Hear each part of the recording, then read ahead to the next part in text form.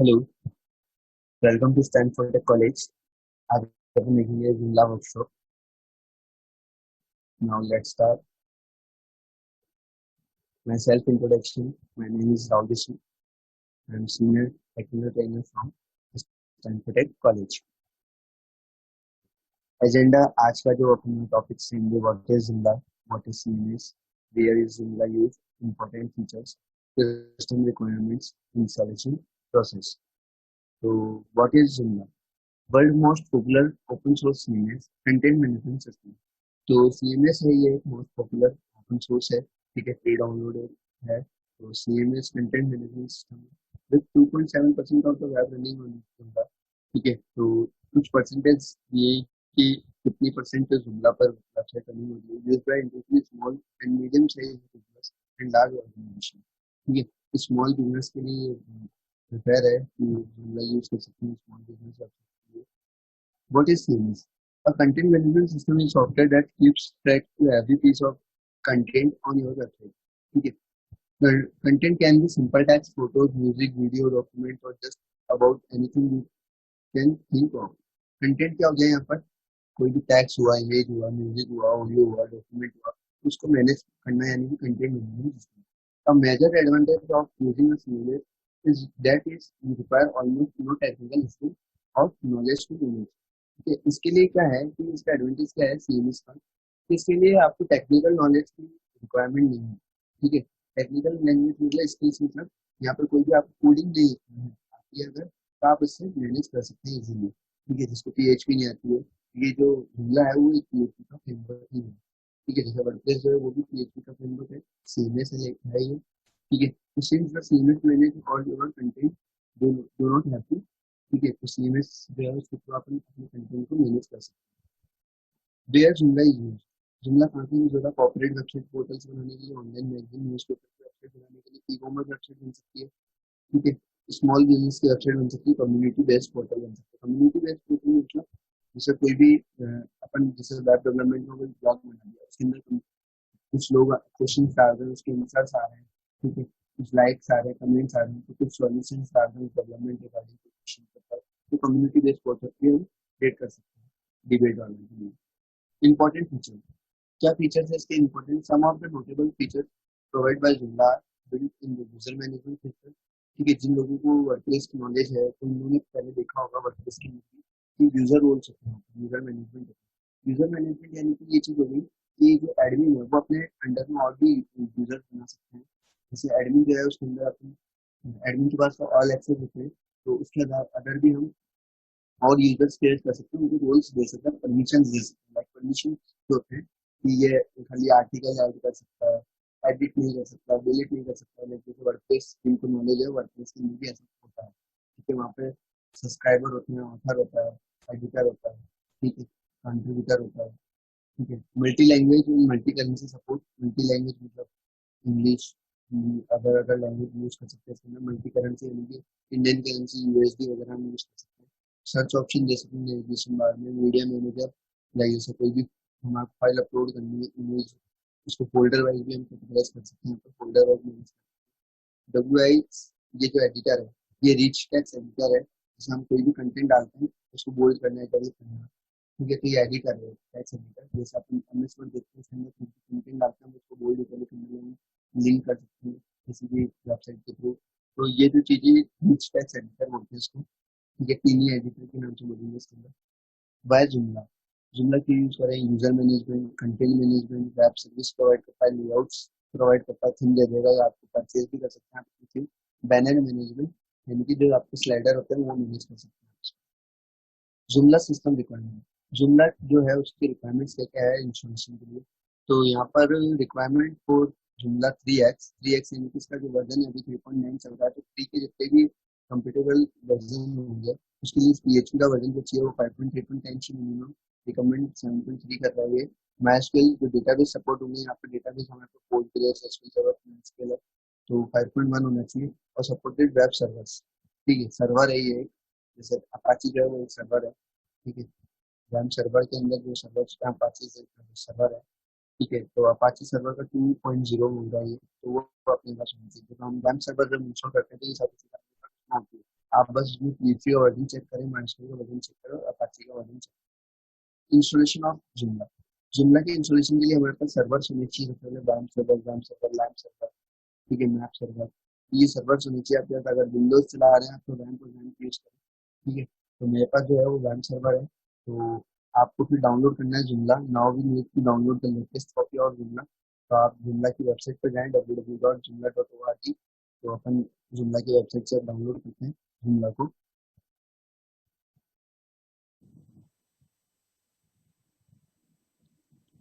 यहाँ से अपन जुमला को डाउनलोड करेंगे।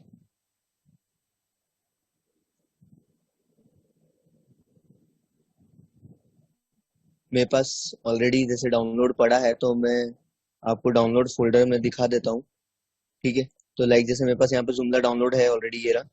तो अब इसको आपको डाउनलोड करने के बाद कहाँ पे लेके जाना है, आपके जो वैम सर्वर होता है, वैम सर्वर आपका इंस्टॉल होता है सर्वर के अंदर, ठीक है। तो उसके अंदर www डायरेक्टरी होती है, वहां पर ले जाके आप उसका, मैंने एक फोल्डर बनाया,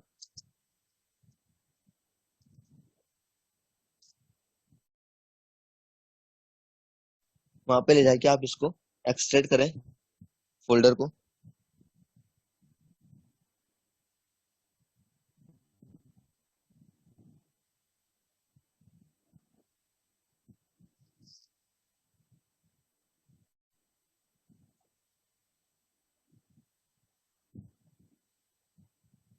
तो यहाँ पर मैंने जुमला का जो पैकेज था 3.9.19, उसको मैंने यहाँ पर इंस्टॉल एक्सट्रैक्ट कर लिया है। अब इसको चला के देखते हैं। मेरा वेब सर्वर रन है ऑलरेडी।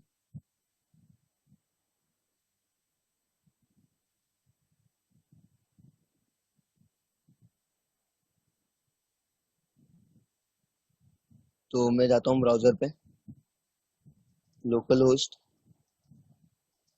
जुमला वर्कशॉप।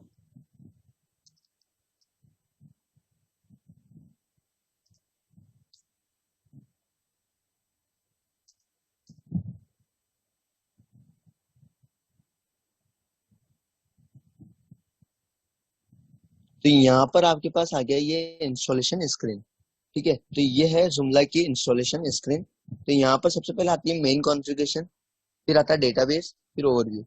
तो यहाँ पर आपको सबसे पहले बोल रहा है ये सेलेक्ट लैंग्वेज, तो आप लैंग्वेज सेलेक्ट करें यहाँ से। तो अभी डिफॉल्ट लैंग्वेज सेलेक्ट रहने दें। साइट का नेम क्या होगा, लाइक मैंने साइट का नेम दे दिया स्टार इन्फोटेक कॉलेज।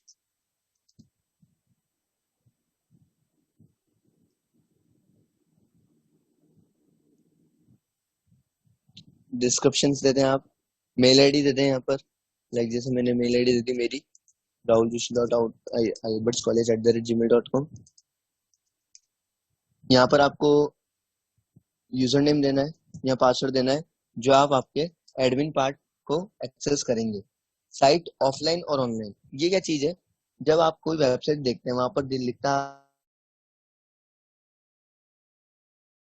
ठीक है, अंडर मेंटेनेंस, तो उस समय आप क्या करते हैं, साइट को ऑफलाइन कर लें, और अगर नो करेंगे तो आपकी साइट रनिंग रहेगी, ठीक है। तो आप यहाँ से ऑफलाइन ऑनलाइन कर सकते हैं अपनी साइट को। तो उसके लिए आपको मैसेज डिफॉल्ट रहता है, वो भी मैसेज आप सेट कर सकते हैं कि आपकी वेबसाइट का जो अंडर मेंटेनेंस है उसके मैसेज को कैसे कंट्रोल करना है। यहाँ से आप उसको सेट कर सकते हैं साइट ऑनलाइन और ऑफलाइन से। अभी मैंने क्या करा है, साइट का नेम दिया है, ईमेल आईडी दिया है, एडमिन यूजर नेम दिया है, और यहाँ पर पासवर्ड भी मैंने एडमिन सेट करा है। ये जो है यूजर नेम और पासवर्ड, ये मेरे एडमिन पार्ट को लॉगिन करने के लिए है, ठीक है। सीएमएस जो अपना डैशबोर्ड होगा उसको लॉगिन करने के लिए। अब मेरे पास जो यहाँ पर है डेटाबेस माइस्क्ल है, ठीक है। होस्ट का नेम लोकल होस्ट ही चलेगा। बार इंस्टॉल करते हैं कोई भी, तो उसका यूजर नेम मेरा डिफॉल्ट रूट आता है, पासवर्ड ब्लैंक आता है, तो वो कॉन्फ़िगरेशन मैंने यहाँ कर दी। डेटाबेस का नेम, डेटाबेस का नेम मैं दे देता हूँ यहाँ पर, जुमला अंडरस्कोर वर्कशॉप। ये डेटाबेस आपको जाकर क्रिएट करना है। तो डेटाबेस क्रिएट कहाँ होता है, लोकल होस्ट के अंदर पीएचपी माय एडमिन के अंदर, लोकल होस्ट के अंदर पीएचपी माय एडमिन के अंदर। यहाँ जाके आप डेटाबेस क्रिएट करें।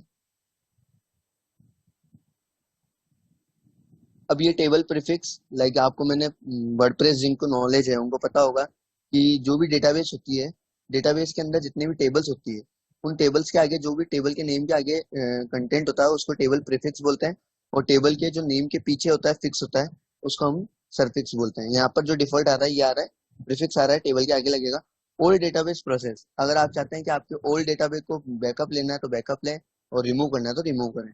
अगर आपने सेम नाम के डेटाबेस यूज कर रहे हो तो आपके पास अगर ऑलरेडी कोई डेटाबेस बना हुआ है, आप उसको यूज कर रहे हैं, तो आप उसका बैकअप लेना चाहे तो बैकअप ले लें, और रिमूव करना चाहे तो उसको रिमूव कर लें।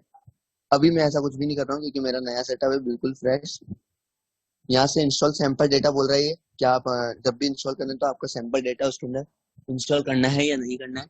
ठीक है, ईमेल कॉन्फ़िगरेशन जो डिफॉल्ट आ रही है, यहाँ पर इसने डेटाबेस कॉन्फ़िगरेशन बता दी। ठीक है, अब यहाँ पर अगर प्री इंस्टॉलेशन चेक, ये क्या चीज है, अगर यहाँ पर आपके पास कोई भी चीज नो आती है तो आपको उसके लिए इंस्टॉलेशन सेटअप वापस से क्रिएट करना होगा। ठीक है, तो अभी अपने पास ऑलरेडी सब चीज यस आ रही है, यानी कि अपना सेटअप प्रॉपर रेडी है। आप इंस्टॉल करें जूमला स्क्रीन को, यहाँ पर ये प्रोसेस लेगा।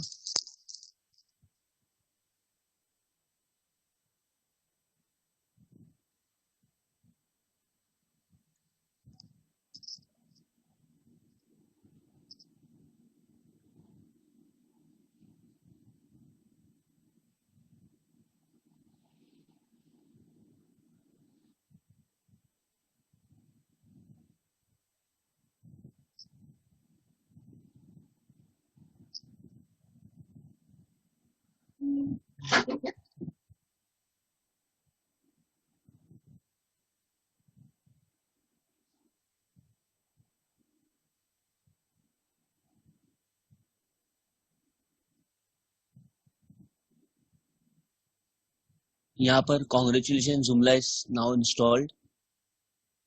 अब आपको यहाँ पे क्या करना है, रिमूव इंस्टॉलेशन फोल्डर। जो भी आपका यहाँ पर आप देखते हैं डायरेक्टरी, जब आप इंस्टॉल करते हैं तो यहाँ पर आपके पास एक इंस्टॉलेशन फोल्डर होता है। तो इस फोल्डर को आप या तो यहाँ से डायरेक्ट डिलीट कर दें, या फिर आपको यहाँ पे लिखा हुआ आता है रिमूव इंस्टॉलेशन फोल्डर। तो ये इंस्टॉलेशन फोल्डर आपको हमेशा डिलीट करना ही है, क्योंकि जब आपका फोल्डर ऑलरेडी इंस्टॉल हो चुका है, आपका वर्डप्रेस इंस्टॉल हो चुका है, तो अब अगर आप वापस से इसको चलाएंगे तो इंस्टॉलेशन फोल्डर को ही रन करेगा। इस वजह से आपको क्या करना है, यहाँ पर हमेशा रिमूव इंस्टॉलेशन फोल्डर क्रिएट करना पड़ेगा। ठीक है, तो ये रिमूव हो गया। अब आपके पास दो यूआरएल होते हैं, एक साइट यूआरएल होता है जो आपकी वेबसाइट होती है, और एक होता है एडमिनिस्ट्रेशन यूआरएल।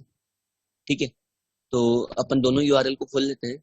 एक तो अपना site URL local host folder का नाम, और एक अपने पास होता है लोकल होस्ट आपके फोल्डर का नाम स्लैश एडमिनिस्ट्रेशन। ठीक है, तो ये दो यूआरएल होते हैं हमारे पास। ये सारे अपने कर लिए हैं स्टेप, कॉन्फ़िगरेशन कर लिया, डेटाबेस का कर लिया, और भी अपन ने लास्ट में देख लिया था कि प्री इंस्टॉलेशन में अगर कहीं भी नो आ रहा है तो आपको वापस से सेटअप करना होगा। After installation remove installation folder, ये करना है आपको। जुमला के दो होते हैं, फ्रंट एंड होता है, एक बैक एंड होता है। जो बैक एंड होता है उसको एडमिनिस्ट्रेशन यूआरएल होता है, तो लोकल होस्ट स्लैश एडमिनिस्ट्रेशन लिखते हैं, आपके पास एडमिनिस्ट्रेशन रन हो जाता है। ठीक है, अब इसको रन करते हैं, लॉगिन करते हैं यहाँ से अपन, एडमिन एडमिन मेरा पासवर्ड है उसका।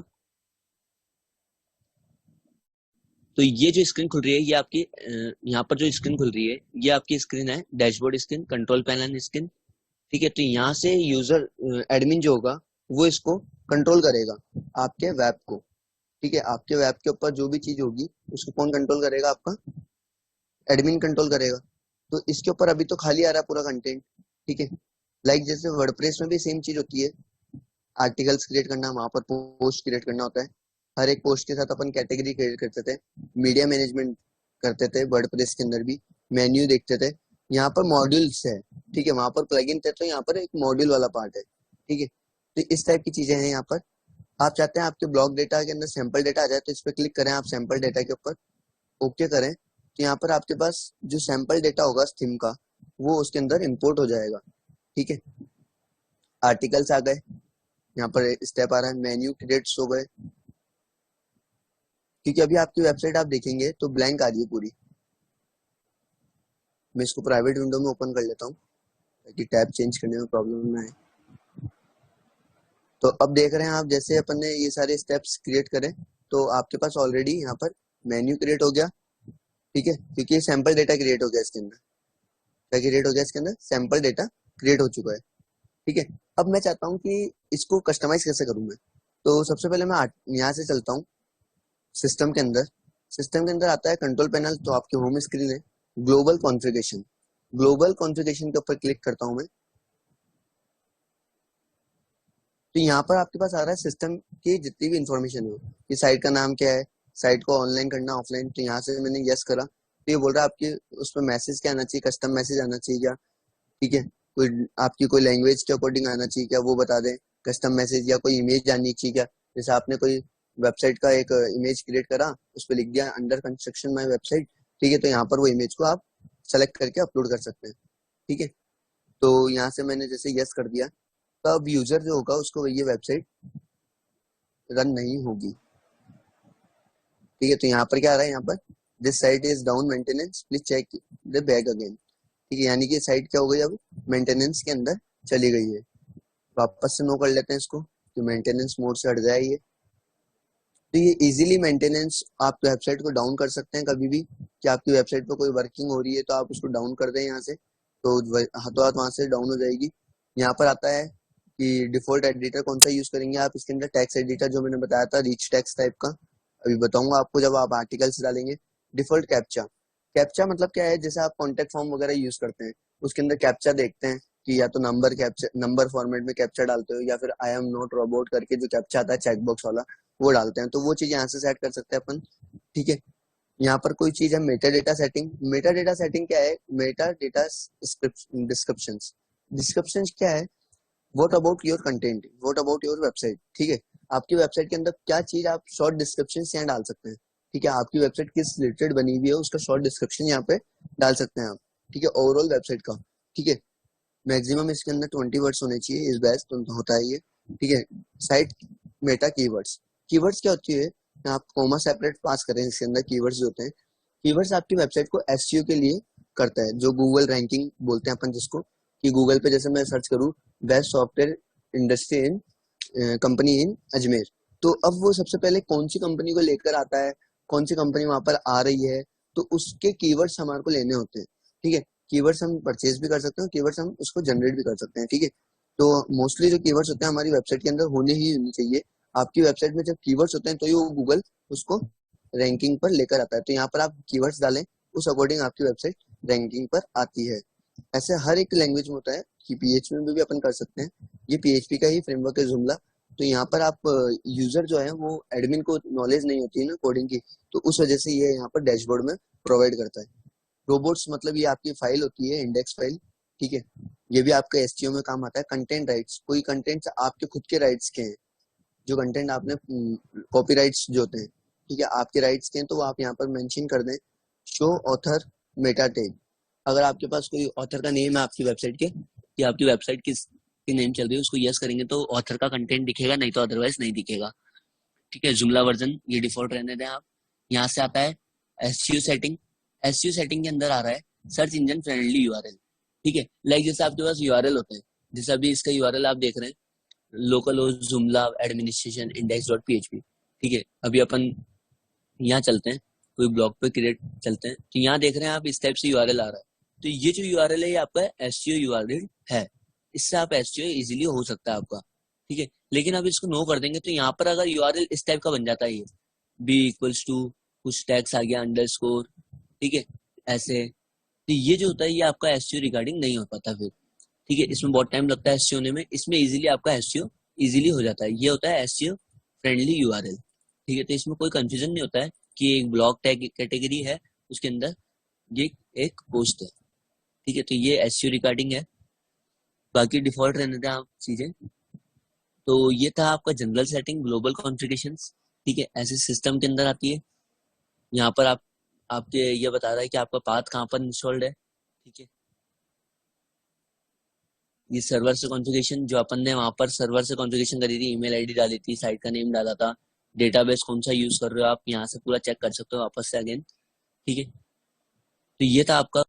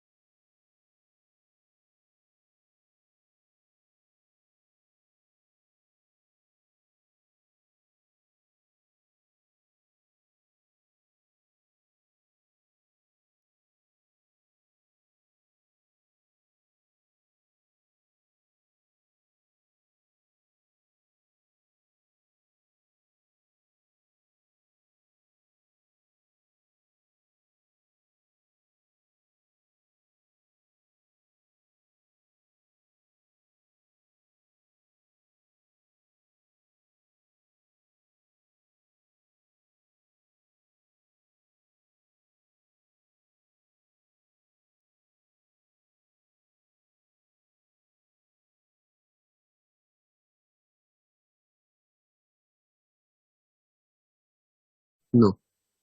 तो यहाँ पर अपन ने आर्टिकल कैसे खोले, कंटेंट में गए, कंटेंट में जाके आर्टिकल पे क्लिक करा तो यहाँ से आर्टिकल मैनेजर खुल जाएगा। ये जो स्क्रीन आ रही है आपकी आर्टिकल मैनेजर है। यहाँ पे कुछ डिफॉल्ट आर्टिकल क्रिएट होके आ रहे हैं।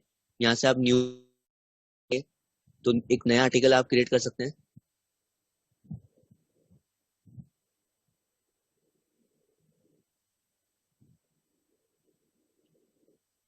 यहाँ पर आप आर्टिकल का नेम डालें, लाइक जैसे आपने डाल दिया,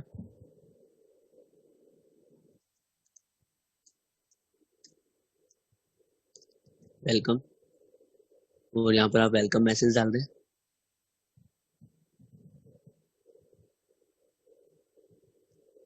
ठीक है, तो ये जो आपका ये जो एडिटर आ रहा है ये होता है रिच टेक्स्ट। ठीक है, यहाँ से आप बोल्ड कर सकते हैं, इटैलिक कर सकते हैं, ये आपको दिख ही रहा है। ठीक है, यहाँ से आप एडिट कर सकते हैं, कोई लिंक ऐड करना है यहाँ से इंसर्ट लिंक पे जाएं, क्लिक करें। ठीक है, तो यहाँ से आप पूरा मैनेज कर सकते हैं। यहाँ पर मैं देख रहा हूँ कि स्टेटस पब्लिश्ड रखना है, कोई कैटेगरी अभी मैंने डाल नहीं रखी है, आप चाहें तो ब्लॉक कैटेगरी में डाल दें डिफॉल्ट। ये आपकी अभी जब आप सैंपल डेटा इंस्टॉल कर रहा था आपने, तो ये कैटेगरी वहाँ पर इंस्टॉल्ड हो चुकी है। ठीक है, तो आप जाएंगे तो आप देखेंगे तो आप कैटेगरी भी क्रिएट कर सकते हैं। नहीं, यहाँ पर आ रहा है फीचर, यस और नो। फीचर में क्या होगा, यस करेंगे तो आपकी होम स्क्रीन पे ये दिखने लग जाएगा आर्टिकल, नो करेंगे तो ये इस कैटेगरी के अंदर ही दिखेगा। ठीक है, यस करेंगे तो आप क्या करेगा, ये होम स्क्रीन पे भी आपको शो करेगा। मुझे यस नहीं करना है अभी। ठीक है, इमेज भी डाल सकते हैं आप यहाँ से, इमेज, इंट्रो इमेज, जो आपकी इस ब्लॉग के साथ में, इस कंटेंट के साथ में फर्स्ट इमेज दिखेगी, तो वो इंट्रो इमेज हो गई, introduction image. Full article image, जब इस आर्टिकल पे क्लिक करेंगे तो डिटेल जो खुलेगी इस आर्टिकल की, इस आर्टिकल पे जब आप क्लिक करेंगे तो जो डिटेल खुलेगी इस आर्टिकल की, उसके साथ कौन सी इमेज दिखेगी वो चीज है यहाँ पर ये। ठीक है, तो आप यहाँ पे इमेज अपलोड करें। ये जो इमेज अपलोड होगी, लाइक मैं यहाँ पर अपलोड करता हूँ फुल आर्टिकल में, यहाँ पर आप डायरेक्ट यहाँ पर आ रहा है आपके पास अपलोड, यहाँ से आप अपलोड करें। लाइक जैसे मैं ये बैनर अपलोड कर लेता हूँ मेरा, स्टार्ट अपलोड,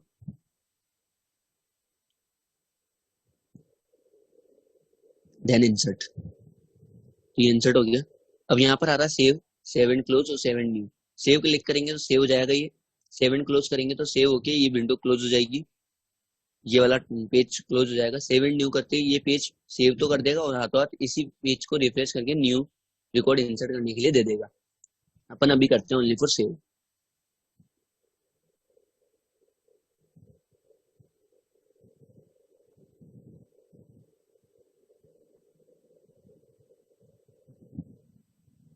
यहाँ पर अपन ने वेलकम डाला था, वेलकम टू स्टैनफोर्ड कॉलेज, ये आ गया। ठीक है, अब इसके अंदर क्या हो रहा है, यहाँ पर आप देखेंगे तो डिटेल्स आ रही है कि किसने इस यूजर को लिखा है, क्या है, तो यहाँ पर ये डिटेल्स आ रही है और ये बटन आ रहा है साथ में। मैं चाहता हूँ ये जो कंटेंट है, उस कंटेंट के साथ में मेरी बस पोस्ट आनी चाहिए, ये सब चीजें आनी चाहिए, ये डिटेल नहीं आनी चाहिए, ये डिटेल और ये बटन नहीं आना चाहिए। ठीक है, तो अपन ये चीज सेट कर सकते हैं।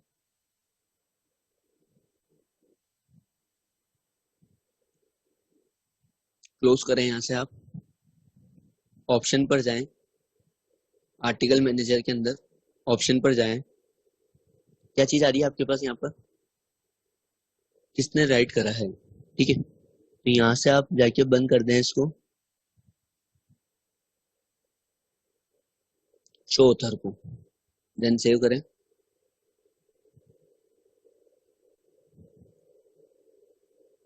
ऐड हो गया। ऐसे यहाँ से आप इस टाइटल को रिमूव कर सकते हैं, जो आपने टाइटल दिया है। ठीक है, शो टाइटल, हाइड,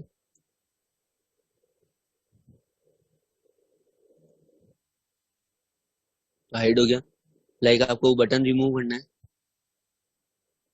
तो अलग अलग जगह पे ऑप्शन आएंगे, लिस्ट लेआउट में आएगा शायद वो बटन का ऑप्शन, तो ऊपर आएगा बटन का ऑप्शन।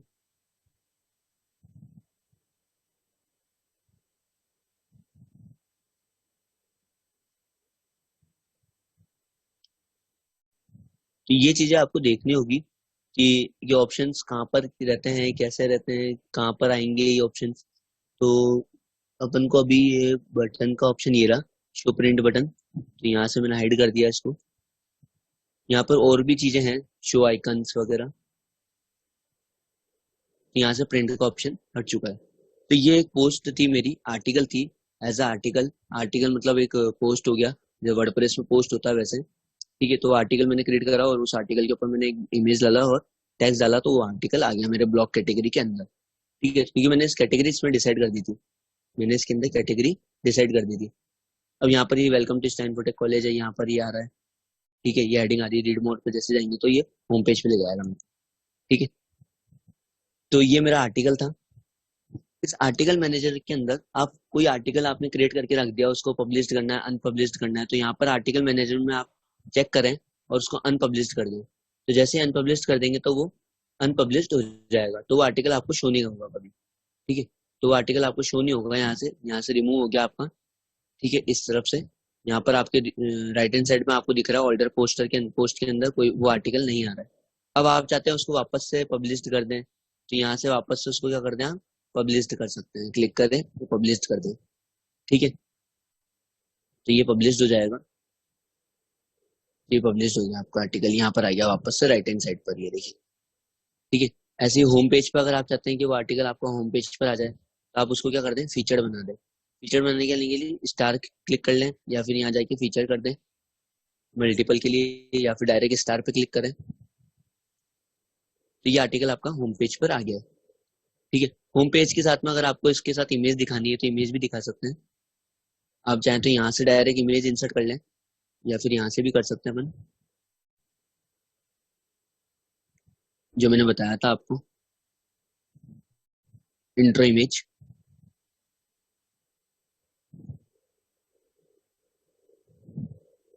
यहाँ देख रहे हैं आप, इंट्रो इमेज आ गई। ठीक है, अब इसके अंदर भी आप इसको छुपा सकते हैं कि यहाँ पर ये डिटेल बटन नहीं दिखना चाहिए, कैटेगरी नहीं दिखनी चाहिए, पब्लिश्ड नहीं दिखना चाहिए, हिट्स नहीं दिखना चाहिए। सेम जैसे मैंने अभी आपको बताया था, आर्टिकल में जाएं, ऑप्शन में जाएं, वहां से आप उसको बटन्स को हाइड कर लें। ठीक है, कैटेगरी को हाइड कर लें, पब्लिश्ड जो है उसको हाइड कर लें, हिट्स जो है टोटल उसको हाइड कर लें। ठीक है, तो ये सब चीजें आप हाइड कर सकते हैं खुद भी। ठीक है, यहाँ से आप इमेज को सेलेक्ट कर सकते हैं कि क्या करना है, राइट में दिखाना है, तो आप सेव करें, तो आपकी इमेज राइट साइड में चल जाएगी।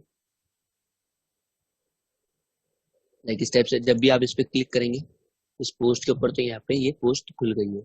ठीक है, तो ये था आपका आर्टिकल मैनेजर। इस आर्टिकल मैनेजर के अंदर आपने देखा कि मैंने कोई कैटेगरी अभी बनाई नहीं थी, ऑलरेडी मेरे पास कैटेगरी, जब मैंने डेटा इंपोर्ट करा था तो ऑलरेडी कैटेगरी चली गई थी। तो यहाँ पर ऑलरेडी जो डिफॉल्ट कैटेगरी बनकर आती है वो आती है अनकैटेगराइज। लाइक जैसे वर्डप्रेस में भी अनकैटेगराइज नाम की एक कैटेगरी आती है, वहां पर उसको डिलीट नहीं कर सकते। ठीक है, वर्डप्रेस के अंदर हम कभी भी अनकैटेगराइज को डिलीट नहीं कर सकते हैं, लेकिन जुमला जो है उसके अंदर अनकैटेगराइज को आप डिलीट कर सकते हैं। ठीक है, अब ये यहाँ पर दिखा रहा है कि ब्लॉग के अंदर टोटल कितने पोस्ट है आपके पास, कितने पब्लिश्ड आइटम है, ऐसे हेल्प के अंदर कितने पब्लिश्ड आइटम है। ठीक है, तो यहाँ से आप इसको कर सकते हैं कि आपको अनपब्लिश्ड करना है क्या, कोई कैटेगरी अनपब्लिश्ड करनी है क्या, आपको कोई नई कैटेगरी क्रिएट करनी है तो आप नई कैटेगरी क्रिएट कर लें। लाइक जैसे आपने बोला मेरे को एक कैटेगरी क्रिएट करनी है होम नाम से, लाइक जैसे मैंने एक क्रिएट कर ली वेब डेवलपमेंट के नाम से। ठीक है, एलियास नेम में आपका शॉर्ट डिस्क्रिप्शन होता है, शॉर्ट डिस्क्रिप्शन नहीं मतलब यूआरएल के अंदर जो काम आता है। ठीक है, अगर आप यहाँ पर देते हैं तो वो यूआरएल के अंदर क्रिएट करता है, नहीं देते हैं तो आपका डिफॉल्ट वेब ऐसे ले लेगा, वेब हाइफन डेवलपमेंट। तो यहाँ पर मैं वेब डेवलपमेंट के बारे में ले लेता हूँ।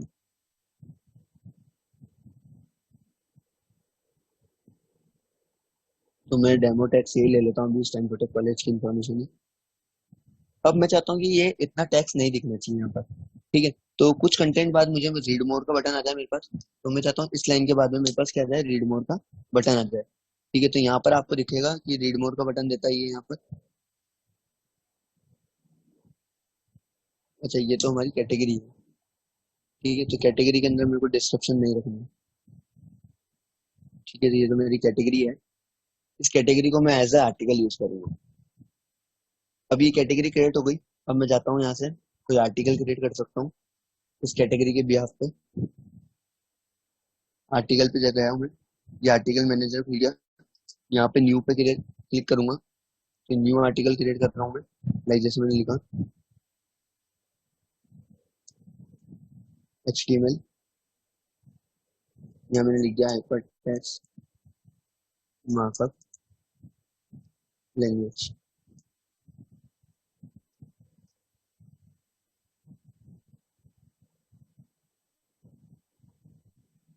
कंटेंट ले लेते हैं अपन, कॉपी कर लेते हैं इनसे।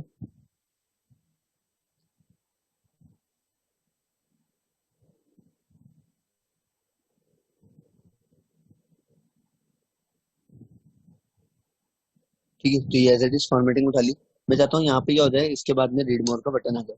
ठीक है, तो यहाँ पर आपको दिख रहा है इस बॉक्स के अंदर रीड मोर का, तो ये लाइन क्रिएट कर देगा। जहां पर भी आपका कर्सर होगा उसके बाद में आप जैसे क्लिक करोगे तो उसके बाद में लाइन क्रिएट कर लेगा। तो यानी कि इस कंटेंट तक तो शो करेगा, उसके बाद क्या दिखा देगा, रीड मोर का बटन, और उस पर जैसे क्लिक करोगे तो ये पूरी इन्फॉर्मेशन शो कर देगा। अब यहाँ पे ये पूछ रहा है कैटेगरी, मैंने बोला वेब डेवलपमेंट। इसको फीचर करना है, मैंने बोला यस फीचर करना है। लैंग्वेज में वो डिफॉल्ट रखनी है, सब चीजें सेव करा मैंने। मैं गया मेरे पेज के ऊपर, रिफ्रेश करा मैंने, तो यहाँ पर आपके पास एक चीज आ गई, क्या आ गई, हाइपर टेक्स्ट मार्कअप लैंग्वेज की इन्फॉर्मेशन आ गई। अब इसके साथ में आप इमेज इंसर्ट करना चाहते हैं तो इमेज भी इंसर्ट कर सकते हैं, इंट्रो इमेज। लाइक जैसे मैं अभी स्टैनफोर्ड कॉलेज का ही लोगो अपलोड कर देता हूँ। तो ये ब्लॉग टाइप का आप क्रिएट कर सकते हैं यहाँ पर, कि आर्टिकल डालें यहाँ पर यूजर को शो करें। ठीक है, तो यहाँ पर आप देख रहे हैं ये स्टेप से आ रहा है। आप इसका लेआउट भी सेट कर सकते हैं। ठीक है, जैसे अभी यहाँ पर ये तो दिखा रहा था मेन इस टाइप से, और यहाँ पर आ रहा है ये छोटे कॉलम में। ठीक है, तो आप इसका लेआउट भी सेट कर सकते हैं।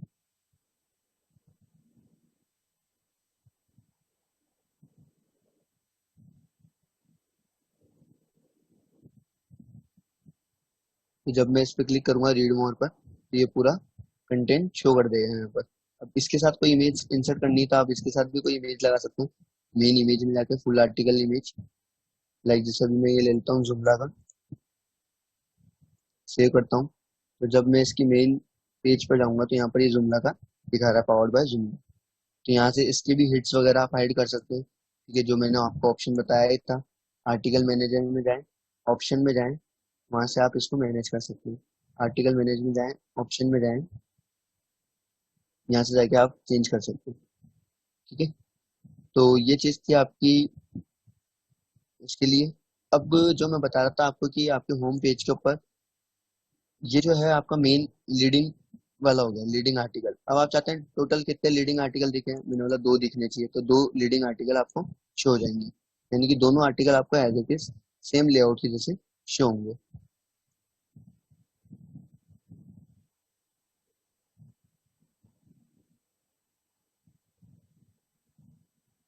ठीक है, तो यहाँ पर ये इंट्रो आर्टिकल भी आ रहा है।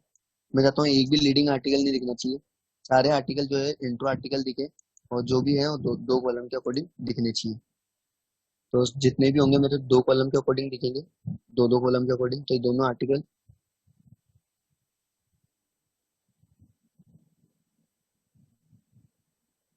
अच्छा, इस इमेज की मेरे को कंट्रीब्यूशन ये जीरो नहीं हो रहा है।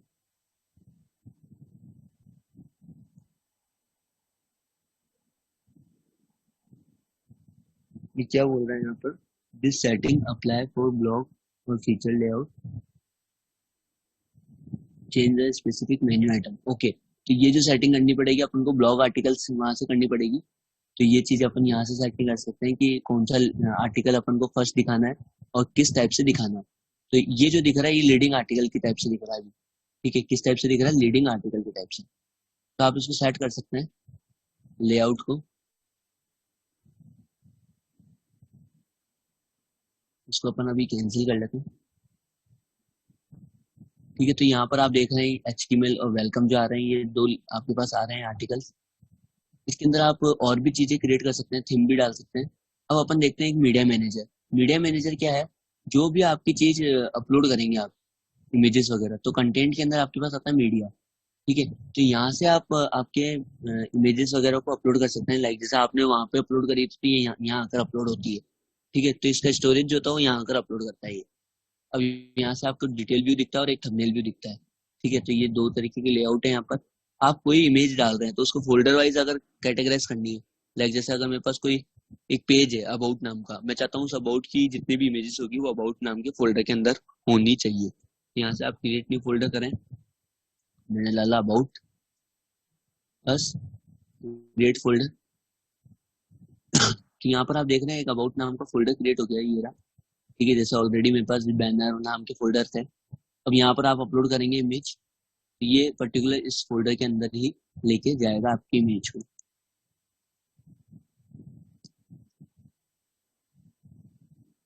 तो ये आपके उस फोल्डर के अंदर आ गया, इसके अंदर अबाउट नाम के फोल्डर के अंदर। तो यहाँ पर आपको फोल्डर भी दिखेंगे, ठीक है। तो यहाँ पर आप सेटिंग भी कर सकते हैं कि आपको ये 10 MB 2 MB का बोल रहा है, तो यहाँ पर ऑप्शन पे जाएं।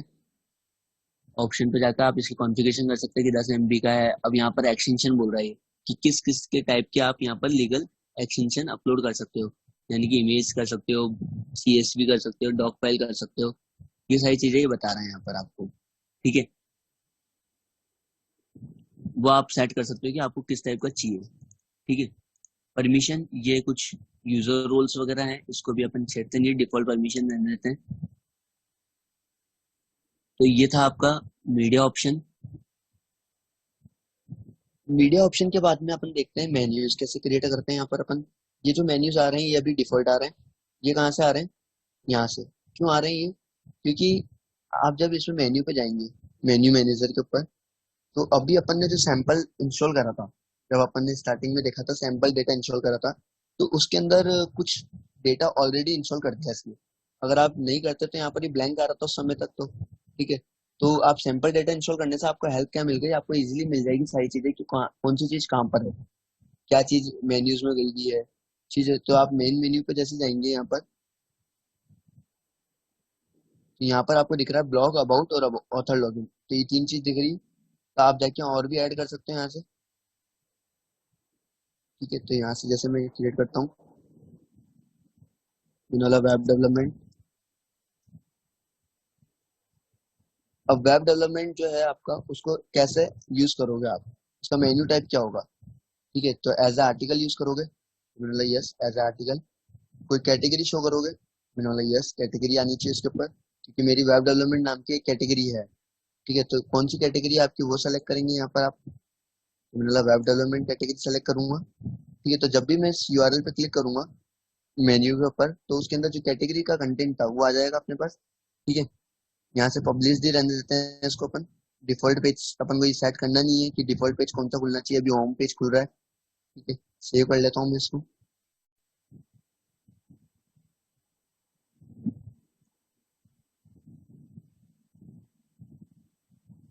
तो यहाँ पर आपके पास क्या आ गया, HTML एज ए आर्टिकल आ गया, ठीक है। आप चाहते हैं एज ए आर्टिकल यूज होना चाहिए था, लिस्ट टाइप में यूज नहीं होना चाहिए, तो आप यहाँ से जाएं, मेन्यू पे जाएं, सिंगल आर्टिकल, क्योंकि आपका जो आर्टिकल है वो कौन सा आर्टिकल है, सिंगल आर्टिकल।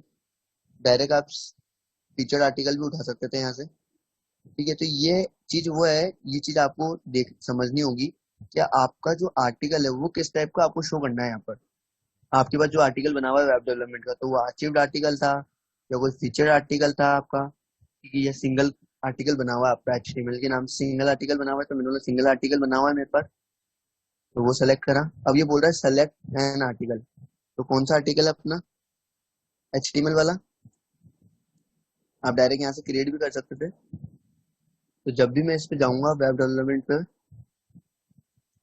तो आपको डायरेक्ट इसका आर्टिकल शो कर देगा। ये वेब डेवलपमेंट पे जैसे जाऊंगा तो ये आर्टिकल शो कर देगा, ठीक है। तो इसको आप सेट भी कर सकते हो, मैंने बता ही दिया आपको,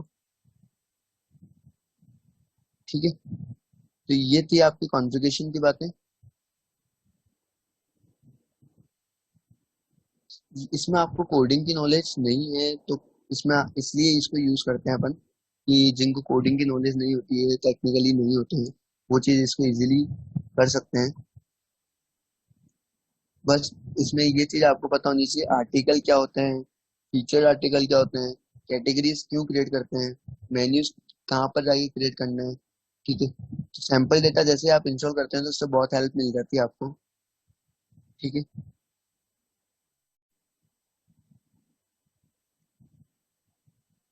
तो कल अपन देखेंगे कि कैसे हम थीम इंस्टॉल करते हैं।